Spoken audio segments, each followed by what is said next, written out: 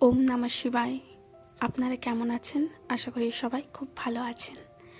আগের দিন আপনাদেরকে দর্শন করিয়েছিলাম ত্রম্বকেশ্বর জ্যোতির্লিঙ্গ, যেখানে ব্রহ্মা বিষ্ণু মহেশ্বর তিনটি রূপেই শিবলিঙ্গ স্থাপন করা রয়েছে আর তিন রূপেই ভোলেনাথের পুজো করা হয়।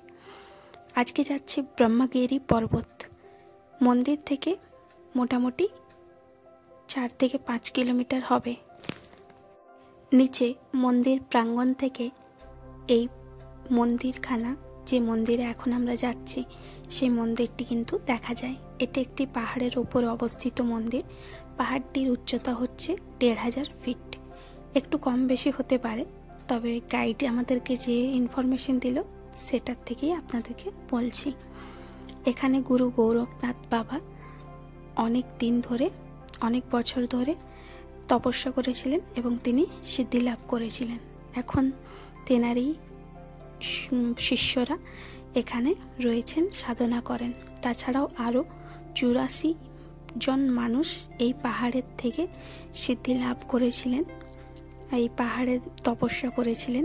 আর তেনাদের আর সেই 84 জন ঋষিও এখান থেকে সিদ্ধি লাভ করেছিলেন।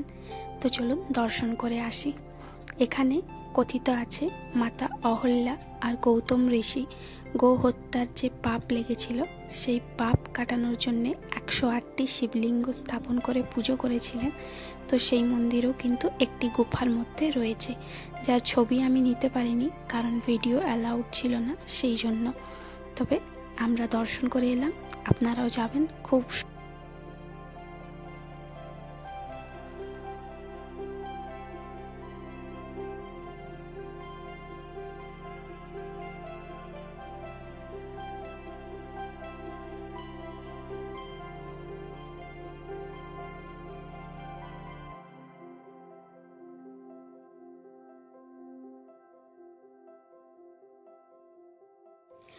এখন যে মন্দির তৈরি হচ্ছে দেখতে পাচ্ছেন, এর ভেতরে একটি পাথর রয়েছে, যে পাথরের অনেক মাহিত্য রয়েছে। এখানে বসে নানান সাধু সন্তরা সিদ্ধি লাভ করেছেন, তপস্যা করেন আজও অবধি।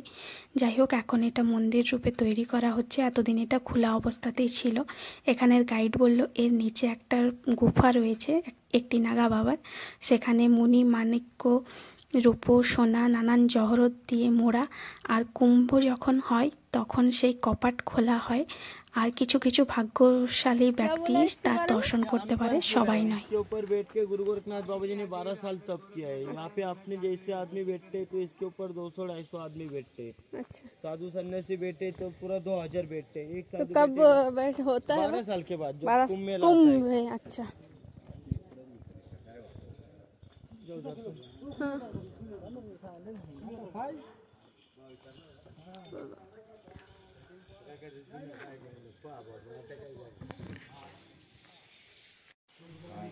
ইনি হলেন গুরু গোরখনাথ বাবার একজন শিষ্য, যিনি এখন উপস্থিত রয়েছেন এখানে। में आए तो अभी जो अपन देखने को जा रहे हैं वो मेन गोदावरी देखने को जा रहे हैं। जैसे छोटा बच्चा का जन्म होता है वैसे यहाँ पे गोदावरी माता का जन्म हुआ है। अच्छा, और ये जो गोदावरी जो लाया, ये गौतम ऋषि ने गोदावरी को लाया, तो उसको गौतमी ठटे गोदावरी कहते हैं। हाँ, जैसे सामने भागीरथ राजा ने गंगा को लाया है, उसको छोटे बड़ो 3टे पहाड़, ब्रह्मा विष्णु महेश्वर। दक्षिण गंगा है। और यहीं से वो पानी ले जाके वहाँ ये किया है ना। हाँ, यहाँ से पानी गुप्त होके नीचे चले जाता है। नीचे जो नहाने वाला कुंड है कुशावट, हाँ उस कुंड में आदमी लोग स्नान करते हैं। हाँ, जैसे इधर कोई ऊपर स्नान नहीं करता, ये शुद्ध जल है। हाँ, देख रहे कुंड में नहा के फिर शिव जी के दर्शन कर रहे हैं। हाँ। आप लोग यहीं कहेगा। हाँ, इधर कहीं नहीं, चश्मा का यहाँ पे इधर ही नहीं।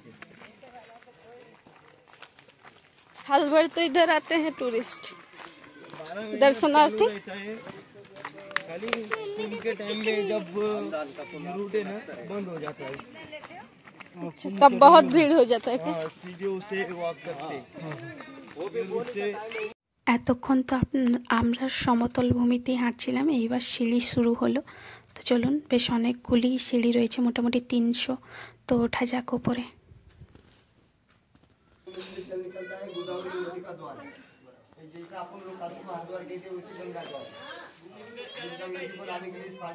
हाँ, ये गौतम विष्णु ने इस गंगा जी को लाया वो आते पाते पुरुष चल गए ऊपर जग का उधर हो इसलिए शिव जी ने तांडव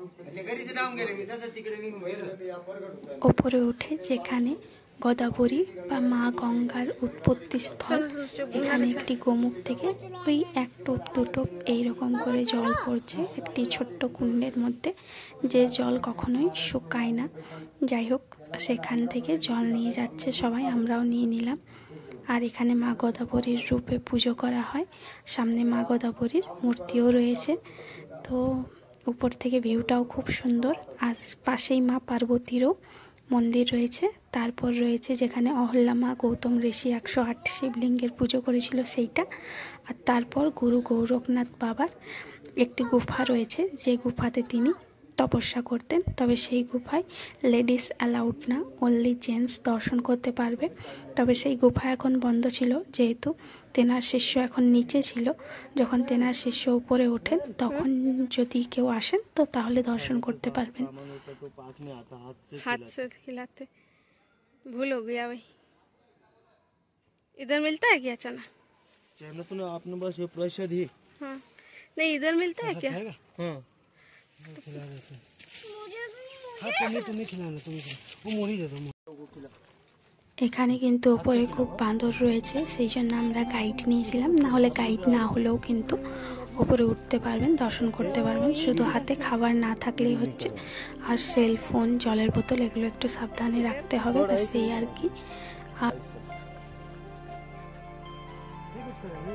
कुछ नहीं करेगा, मैं इधर ही। वो भी समझता है। डरना नहीं, डरना नहीं। देखो टुक टुक टुक टुक करके खा लिया कैसे।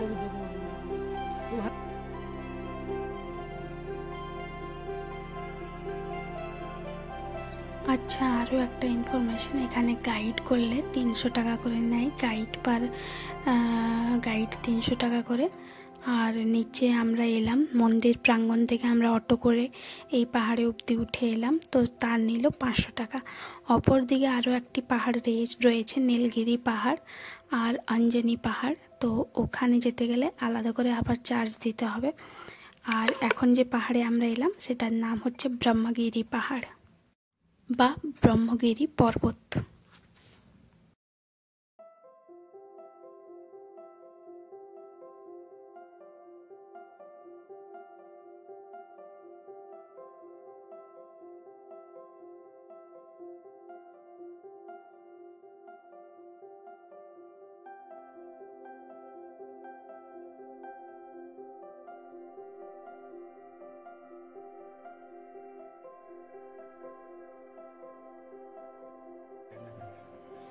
कितना लीजिएगा?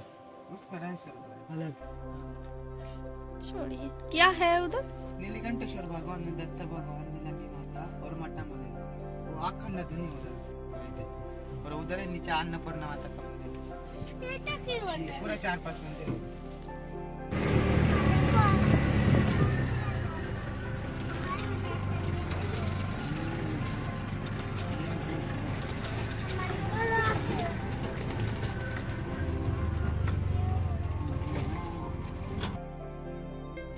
তাহলে চলুন, এখানে আমাদের তো দর্শন হয়ে গেল, এবার নিচে গিয়ে কিছু খাওয়া দাওয়া করি, তারপর আমরা হোটেল চেক আউট করবো। আর যাব নাসিক মেন সিটিতে, সেখানে পঞ্চবটি রয়েছে। তো পঞ্চবটিতে আছে অনেকগুলো জিনিস দর্শন করার, তো সেখানে দর্শন করব। ভিডিওর সঙ্গে থাকবেন।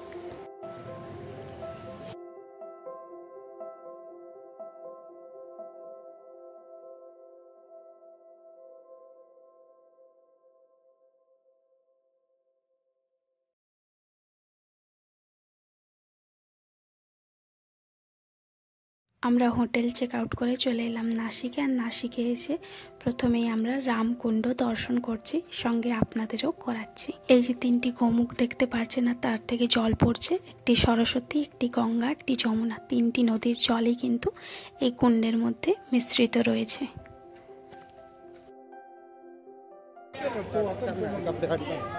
কি হচ্ছে? পয়সা বের করছে, সবাই পয়সা ফেলছে, ওইগুলো আবার বের করছে। আমি উঠতে পারছি না।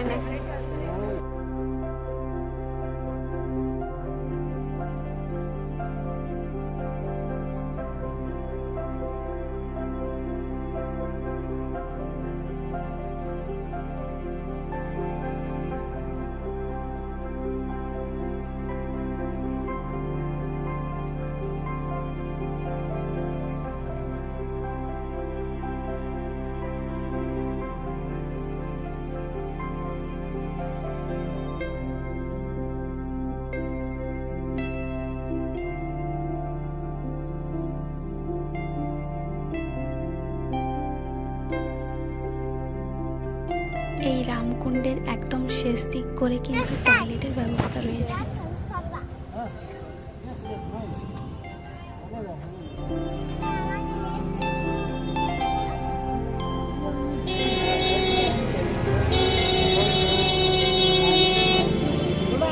थोड़ा आगे लो, अरे थोड़ा आगे तो लो।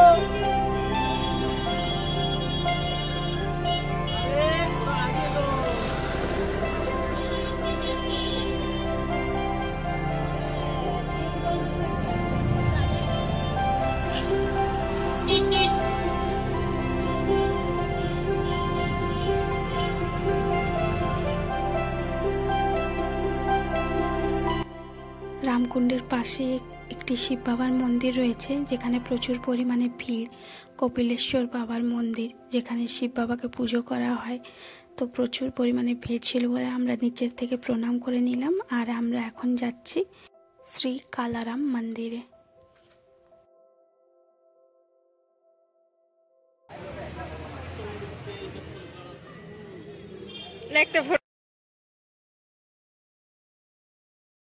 এখন আমরা কালারাম মন্দিরের ভেতরে রয়েছি, আর আমাদের দর্শনও হয়ে গেছে। কালারাম মন্দিরে প্রতিষ্ঠিত রয়েছে ভগবান শ্রী রামচন্দ্র, সাথে মা সীতা আর লক্ষ্মণ। এই কালারাম মন্দির অবস্থিত পঞ্চবটিতে বা পঞ্চবাটিতে, যেটা পূর্বে দণ্ডকারণ নামে সবাই জানতো সত্যযুগে। এখানে রামচন্দ্র, মা সীতা আর লক্ষ্মণ যখন বনবাস শুরু করেছিলেন, তখন এখানে অনেক দিন বা অনেক বছর এখানে কিন্তু ছিলেন। তারপর এখান থেকে আবার যাত্রা শুরু করেন। তো সেই জন্য এখানে রামচন্দ্রের বেশ অনেক মন্দির রয়েছে, সঙ্গে ভোলেনাথের তো মন্দির রয়েছে।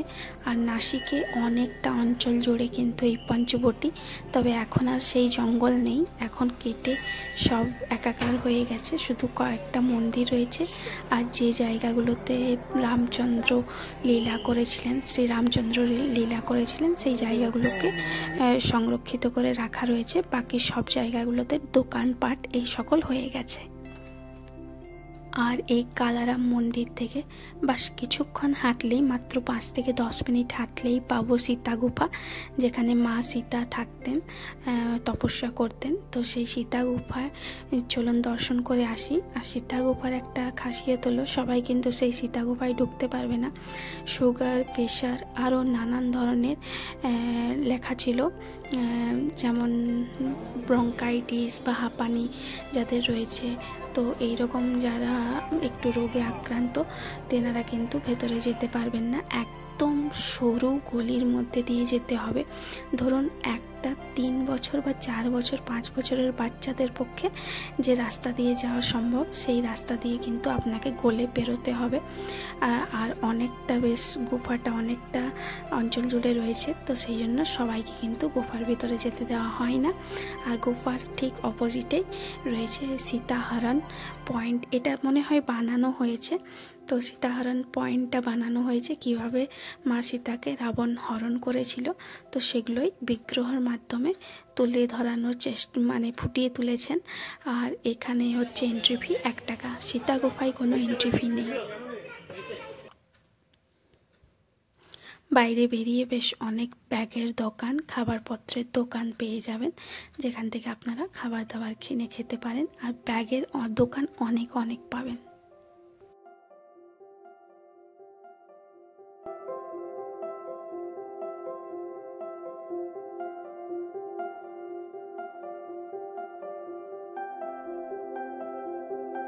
সীতা গুফা থেকে বেরিয়ে আমরা এলাম একটা পাশেই পার্কের মতো রয়েছে, তো বাচ্চাদের একটু খেলার মতো জায়গা রয়েছে, তো সেই জন্য এখানে একটুখানি দাঁড়ালাম। আর এখানে একটা খুব সুন্দর স্ট্যাচুর মতো করা রয়েছে, যখন ওই অমৃতের হাঁড়িটা মন্থন করে উঠেছিল, তো দেবরা একদিকে টানছিল আর একদিকে দৈত্যরা, তো সেই চিত্রটাই তুলে ধরানোর চেষ্টা করা হয়েছে। চলুন আগে আছে দেখাচ্ছি।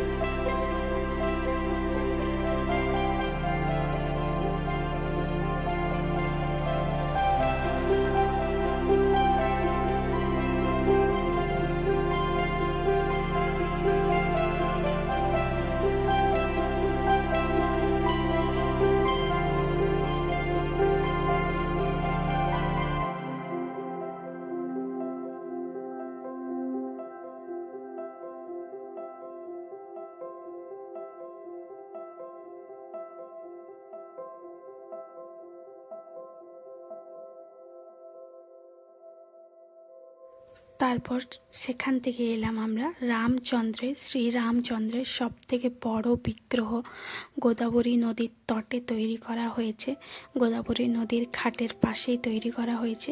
তো সেই স্ট্যাচু দেখলাম। আর এখানে লক্ষণ সুবর্ণরেখার নাক কেটেছিল, সেই জন্য এই জায়গাটির নাম হয়েছে নাককাটি। তো এই নাককাটিতে লক্ষণ আর সুবর্ণরেখার নাক কাটার গল্প রয়েছে, তাই এই জায়গাটির নাম হচ্ছে নাককাটি। আর নাককাটির ঠিক অপোজিটেই রয়েছে শ্রীরামচন্দ্রের সব থেকে বড় স্ট্যাচু, আর এটি অবস্থিত গোদাবরী নদীর ঠিক পাশেই। চলুন যাওয়া যাক গোদাবরী নদীর দিকে।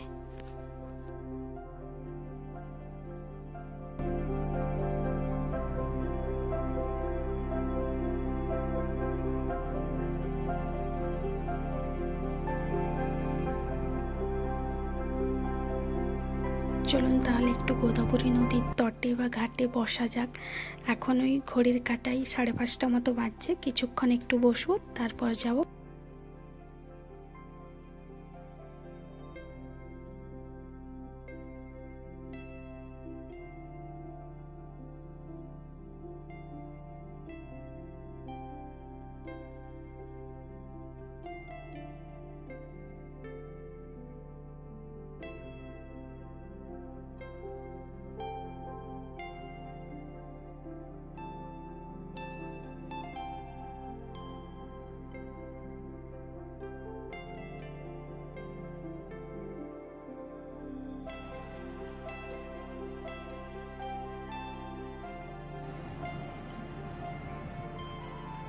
বেশ অনেকক্ষণ বসলাম, খুব ভালো লাগলো। যাই হোক, ব্লগটা এখানেই রাখছি, পরবর্তী ব্লগ আসবে খুব তাড়াতাড়ি। সবাই খুব ভালো থাকবেন, সুস্থ থাকবেন, চ্যানেলের সঙ্গে থাকবেন। ধন্যবাদ।